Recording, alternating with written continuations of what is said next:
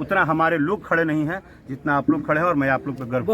आप लोग बोलते हैं कि भोजपुरी एक है, लेकिन भोजपुरी बढ़ नहीं, आप धक्का नहीं खा रहे हैं सर, क्योंकि एक बात आप गलत कह रहे हैं। आपको मैं अभी क्या बोला, सिस्टम, न्यायालय, जज, वकील, कोर्ट, इन सब का एक दायरा है, एक सिस्टम है। आप किसी चीज को क्रॉस नहीं कर सकते हैं।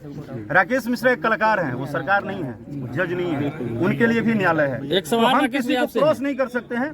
हम उम्मीद कर सकते हैं, हम अपनी बात रख सकते हैं, और हर दिन बात रखेंगे, क्योंकि मैं खुद बोल रहा हूं कि जिसके पास इतने सारे छोटे छोटे भाई हो, जिस आर्टिस्ट के पास इतने सारे भाई, आज इतने सारे आप लोग एक लाठी की तरह काम कर रहे हैं हमारा इसी गाँव में। आज पिछले 13 दिन से देख रहा हूँ कि जितने भी भाई हैं, मैं आप लोगों का जो ये वर्किंग है ना। तो फ्रेंड्स, यहाँ पे कोई VIP आए हुए हैं, चलिए देखते हैं यहाँ पे आया कौन है। बिहार की गाड़ी है, चलिए चलते जल्दी।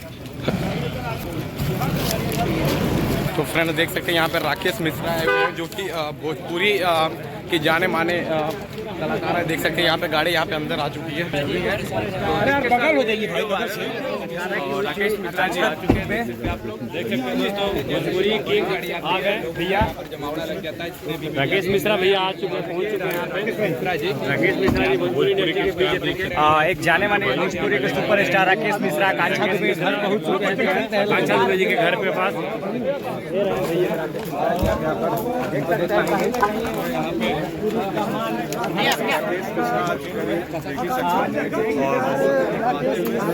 देख सकते हैं, जैसा कि यहाँ पे राकेश मिश्रा आ चुके हैं, जो कि भोजपुरी के जाने माने गायक हैं, और जो देख सकते हैं उनकी गाड़ी आई हुई है। देख सकते हैं कि आकांक्षा दुबे जी शोक सभा में, देख सकते हैं भीड़ काफ़ी ज़्यादा है, और यहाँ पे भोजपुरी के जाने सिंगर राकेश मिश्रा जी।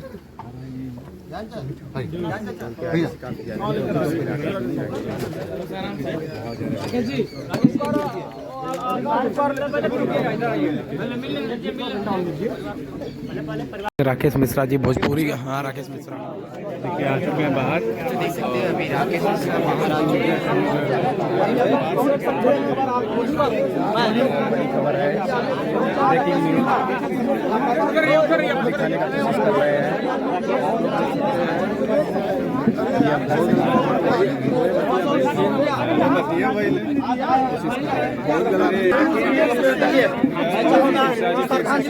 देते हुए, और यहाँ पे देखिए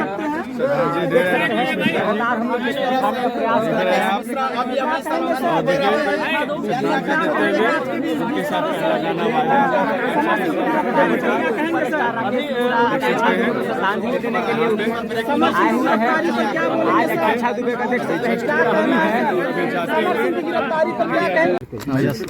जो नहीं आए हैं उनके लिए क्या कहिएगा? देखिए, ये मैं किसी का पर्सनली नहीं जानता है, नहीं आए हैं, लेकिन मैं फिर बोल रहा हूँ कि आज 13वीं था, तो आज पूरे इंडस्ट्री को कहीं ना कहीं अपनी एक बात रखनी थी। आज उनको श्रद्धांजलि सभा जो देना था वो देनी चाहिए थी। उनके परिवार के साथ अगर हम खड़े हैं तो वो तो हैं ही, सब लोग खड़े हैं। मैं किसी को कभी ये नहीं बोल सकता कि कोई नहीं है, लेकिन ये जरूर है कि इस इंडस्ट्री में उनके परिवार को सबसे पहले उम्मीद तो सारे कलाकार से ही होगा, या इस इंडस्ट्री के लोगों से ही होगा। अगर उनकी माँ को उम्मीद होगा, उनके भाई को उम्मीद होगा, उनके परिवार को, क्योंकि उनके परिवार की बेटी ने कहाँ मेहनत किया, काम कहाँ की, इसी इंडस्ट्री में की, दूसरे इंडस्ट्री में तो नहीं की। तो मैंने वो बात रखा कि इस तरह की चीजों में पूरे इंडस्ट्री को एक रहना चाहिए, क्योंकि दुख ऐसी चीज है कि उसमें खड़ा होना चाहिए। सर, कुछ लोगों का कहना यह है कि भोजपुरी भी अब कहीं ना कहीं बॉलीवुड बना जा रहा है, और सुशांत सिंह राजपूत जैसा मामला अब भोजपुरी के अंदर भी आने लगा है। इस पर क्या कहेंगे सर? देखिए सर, क्या है कि आप पत्रकार हैं, मैं आपसे बड़ा नहीं हो सकता हूँ। पत्रकार इस देश में सबसे बड़े होते हैं, मीडिया सबसे बड़ी होती है। किया जा रहा है, हो सकता है, ये प्रश्नवाचक चिन्ह लगाना आपका काम है। मुझे ऐसा लगता है कि मैं आज इस घर पे बोल रहा हूँ, इस मिट्टी पे बोल रहा हूँ कि भगवान न करे कि जिंदगी में फिर किसी को दूसरे आकांक्षा बनना पड़े। दोषियों को कैसी सजा चाहेंगे सर? किस तरह की सजा? पहली बात। दूसरी बात, जिसको तकलीफ होती है वो जानता है। अगर मुझे तकलीफ है ना कुछ भी इस इंडस्ट्री में, तो मैं जानता हूँ, आप नहीं जानेंगे। आप सिर्फ मेरा चेहरा देख रहे हैं, मेरा हंसता हुआ चेहरा देख रहे हैं, बट मेरी तकलीफ मैं ही जानता हूँ। इसीलिए किसी की तकलीफ को ना बार बार कुदेरना, बार बार उसी चीज को वो करना, वो बड़ी बात नहीं है।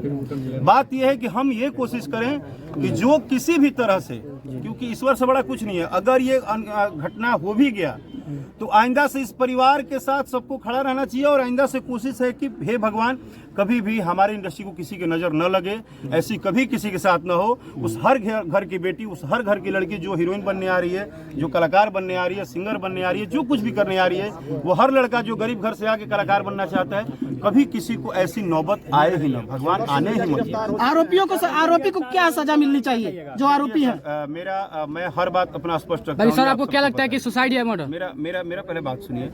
मुझे लगता है कि आप और हम और पूरा हिंदुस्तान का हर एक व्यक्ति कोर्ट से, जज से, हमारे न्यायालय व्यवस्था से बड़ा नहीं है, क्योंकि हमारी एक दायरा है, हम उससे बड़े नहीं हैं। और जब हमारे गवर्नमेंट के प्रशासन ने, जब हमारे गवर्नमेंट के एडवोकेट ने, अभी तो मैं सबसे पहले धन्यवाद दूंगा एडवोकेट त्रिपाठी जी को, जिनको मैंने न्यूज में देखा और मैं उनसे व्यक्तिगत परिचित नहीं हूं, लेकिन sir thank you so much कि एक बेटी के परिवार के साथ जो कुछ भी बोल रहे हैं वो भी बोल रहे हैं, ये भी बोल रहे हैं। मैंने क्या बोला, जिस दिन वो लिख के आ जाएगा कि वो फलाने हैं, उस दिन आपको पूछना नहीं पड़ेगा, ये भी बोलेंगे। ये भी अगर सर आरोपी पाए जाते हैं तो क्या होगा? पहले बात तो सुनिए, लेकिन क्या बोला, ये घोषित कौन करेगा? जो न्यायालय में जज साहब बैठे हैं। अभी हम लोग को क्या करना है, सिर्फ जैसे एक दूसरे का साथ देना है, वैसे उनके लिए साथ देना है, क्योंकि वो जो आत्मा है ना, वो परमात्मा के पास चला गया। एक छोटा सा सवाल राकेश भाई आपसे है कि भोजपुरी इंडस्ट्री एक सेलिब्रिटी कलाकार थी आकांक्षा दुबे, और उनके डेथ होने के बाद ऑटो में लावारिस लाश की तरह लाद कर लाया जाता है। आप लोग बोलते हैं कि भोजपुरी इंडस्ट्री एक है। ये बात आपका बिल्कुल सही है, क्योंकि मुझे लगता है कि पटना के बाद, बिहार की राजधानी पटना है, पटना के बाद यूपी में अगर कलाकार सबसे ज़्यादा रहते हैं तो वो बनारस में रहते हैं। और बनारस में लगभग बहुत सारे कलाकार रहते हैं। मुझे बहुत ज़्यादा जानकारी नहीं है, लेकिन जितना मैं जानता हूँ कि वहाँ कलाकारों का गढ़ है, रहते हैं। भोजपुरी का एल्बम काम भी होता है, स्टूडियो भी है, रिकॉर्डिंग है, सब है। तो माइक नीचे रखिए। वो जितने भी लोग हैं उनको पता नहीं चला या क्या सोच के वो नहीं खड़े हुए, नहीं पहुँचे, वो उस पर मुझे बोलना व्यक्तिगत रूप से इसलिए सही नहीं है कि इस दुनिया में हर व्यक्ति की अपनी अपनी प्रॉब्लम है, हर व्यक्ति का अपना अपना वर्किंग है। लेकिन आपका बात का ये जवाब है कि अगर हम एक कलाकार हैं और एक परिवार हैं, तो फिर उस समय जब आधी इंडस्ट्री बनारस ही रहती है, तो वो सारे, चाहे बड़े स्टार हों, चाहे छोटे हों, चाहे वो रिकॉर्डिस्ट हों, चाहे राइटर हो, कोई भी हो, वो सारे लोग थे कहाँ? और उनको ऐसा कैसे लगा कि मुझे जाना चाहिए कि नहीं? वो इस पर इतना सस्पेंस क्यों हो गया?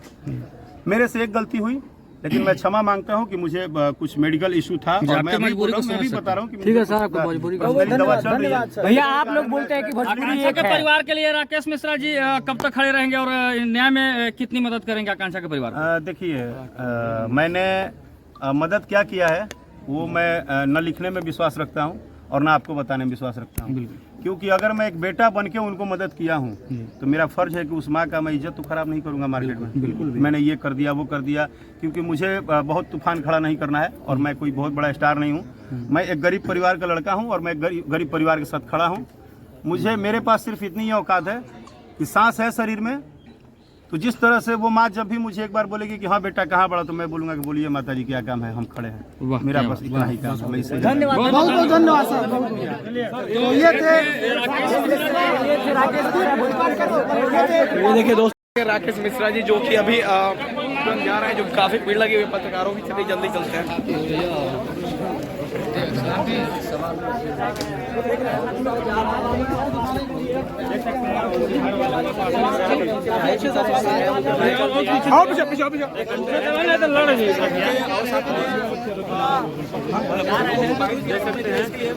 और आप लोग पूछिए।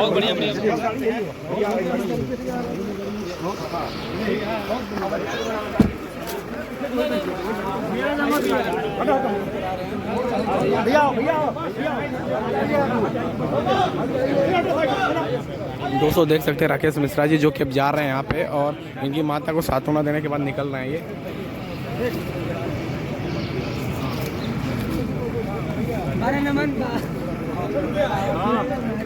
पीछे वाले आइए भैया, पीछे वाले आइए।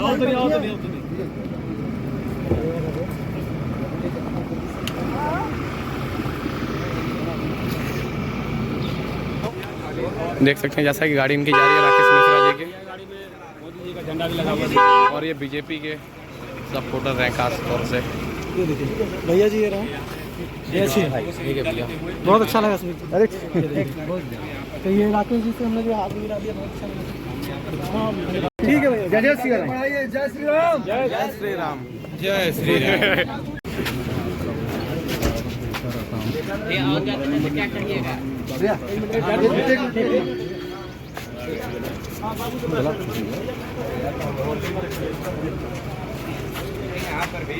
फ्रेंड देख सकते हैं यहाँ पे राकेश मिश्रा जी जो कि अब जाने वाले हैं यहाँ पे, और भैया यहाँ पे आए हुए थे राकेश मिश्रा जी। तो आप यहाँ पर देख पा रहे होंगे राकेश मिश्रा जी यहाँ पे आए हुए हैं, वो जाने वाले हैं। यहाँ पे देख सकते हैं आप फिलहाल